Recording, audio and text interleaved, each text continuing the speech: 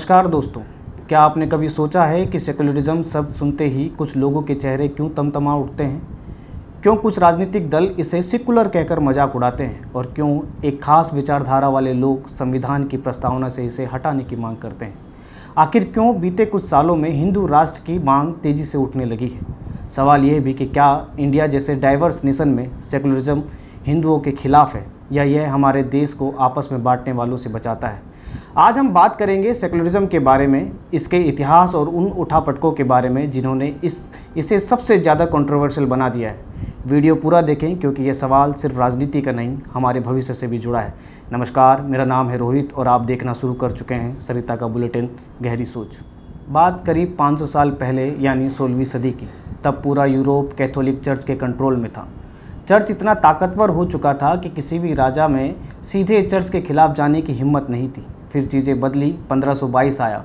Martin Luther की leadership में church के खिलाफ एक ज़बरदस्त आंदोलन शुरू हुआ। मार्टिन का ये आंदोलन राजा हेनरी के समर्थन के बाद इतना ताकतवर हुआ कि चर्च के खिलाफ पूरे यूरोप में बगावत शुरू हो गई और अगले 200 साल तक यह लगातार जारी रहा। इसमें सबसे ज़्यादा तबाही 1618 से लेकर 1648 के बीच हुई, जिसे 30 ईयर्स वॉर भी कहा जाता है। 30 साल लंबी चली इस लड़ाई में तकरीबन 80 लाख ईसाई आपस में लड़कर खत्म हो गए। इस बीच यूरोप में कोई तरक्की नहीं हुई। धर्म की इस लड़ाई में ज्ञान, विज्ञान, प्रगति और मानवता के लिए कोई जगह नहीं बची थी। आखिरकार जब लड़ झगड़ कर पूरा यूरोप तबाह हो गया, तब लोगों को सूझी कि धर्म और सत्ता का गठजोड़ सिर्फ और सिर्फ तबाही ला सकता है। इसलिए दोनों का सेपरेशन जरूरी है। सेपरेशन यानी विच्छेद, यानी धर्म को सत्ता से अलग करना। यहीं से separation of religion from state का विचार पैदा हुआ। इसके बाद ट्रीटी ऑफ वेस्टफेलिया संधि हुई और सेकुलर स्टेट का कॉन्सेप्ट दुनिया को मिला, जिस पर चलते हुए जल्द ही यूरोप में पुनर्जागरण का दौर शुरू हुआ। इसकी बदौलत ही यूरोप साइंस, ह्यूमैनिटी, फिलॉसफी और राजनीति का सबसे बड़ा केंद्र बन पाया और दुनिया ने वह सब कुछ हासिल किया जो आज से 200 साल पहले तक महज कल्पनाएं ही थी। इसी क्रम में बर्मिंघम के जॉर्ज जेकब हेलियक ने सन 1846 में सेकुलरिज्म शब्द गढ़ा। वे एक अखबार के संपादक थे। उन्होंने सेकुलरिज्म शब्द परिभाषित करते हुए लिखा कि तमाम विभिन्नताओं के बावजूद मानवता के उच्च बिंदु तक पहुंचना ही सेकुलरिज्म है। आज पूरी दुनिया के लगभग सभी देश जॉर्ज जेकब के इसी सेकुलर मूल्यों पर चलते हैं। यूरोप, अमेरिका, कनाडा, रूस, ऑस्ट्रेलिया, अफ्रीका और भारत जैसे तमाम देशों में सेकुलरिज्म को अपने देश और समाज का अभिन्न हिस्सा बनाया है। कई जानकारों का मानना है कि सेकुलरिज्म डेमोक्रेसी की रीढ़ की हड्डी है। इसके बिना लोकतंत्र का वजूद ही नहीं। मगर यह भी सच है कि पिछले कुछ सालों में भारत समेत दुनिया भर में दक्षिण पंथ के उभार से सेकुलरिज्म की इसी रीढ़ पर चोट भी पड़ी है, जिसकी मुख्य वजह है सेकुलरिज्म को ठीक से ना समझना। अक्सर लोग सेकुलरिज्म का हिंदी अर्थ धर्मनिरपेक्षता मान लेते हैं और इसे धार्मिक आज़ादी का मामला समझ लेते हैं। यहीं से प्रोपेगेंडा शुरू हो जाता है। ऐसा इसलिए भी होता है क्योंकि इस शब्द का कोई सटीक हिंदी शब्द नहीं है। सेकुलरिज्म का हिंदी अनुवाद करना हो तो यह धर्मनिरपेक्षता की बजाय पंथ निरपेक्षता के ज़्यादा करीब होगा। दोनों में बुनियादी अंतर है। आप इस बात को इस तरह समझ सकते हैं कि धार्मिक स्वतंत्रता की अपेक्षा पंथवाद या इज्म की स्वतंत्रता ज़्यादा महत्वपूर्ण होती है। एक ही धर्म में अनेकों पंथ, विचारधाराएं और इज्म मौजूद हो सकते हैं, इसलिए धर्म की स्वतंत्रता से पहले पंथ की स्वतंत्रता ज़्यादा महत्व रखती है।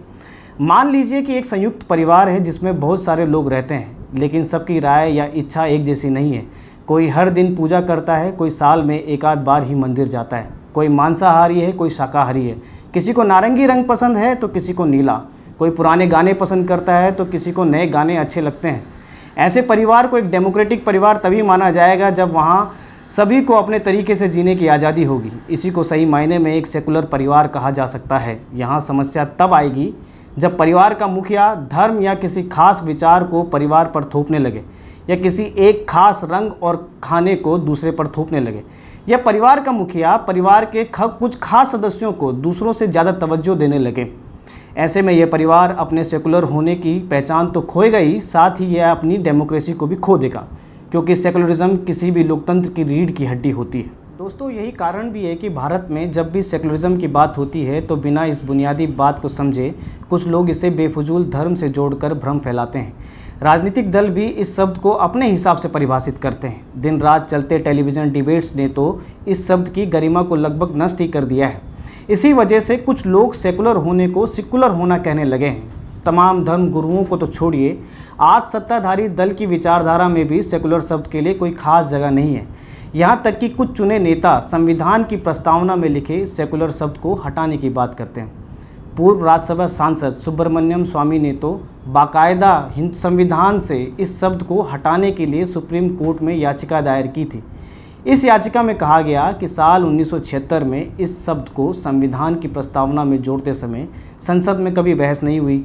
इस वजह से सेकुलर शब्द को संविधान की प्रस्तावना से हटा देना चाहिए, जिस पर सुप्रीम कोर्ट ने 20 अक्टूबर 2024 को जवाब देते हुए कहा कि इस अदालत ने कई फैसलों में माना है कि सेकुलरिज्म हमेशा से संविधान के मूल ढांचे का हिस्सा रही है। अगर संविधान में समानता और बंधुत्व का इस्तेमाल किया गया है तो यह स्पष्ट संकेत है कि सेकुलरिज्म संविधान की मुख्य विशेषता है।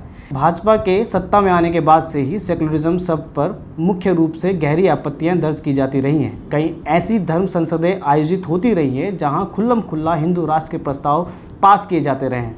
इन सभाओं में सत्ताधारी दल के नेता तक शामिल होते रहे हैं। जाहिर है, हिंदू राष्ट्र बनने या बनाने में दक्षिण पंथियों की सबसे बड़ी रुकावट सेकुलर शब्द है।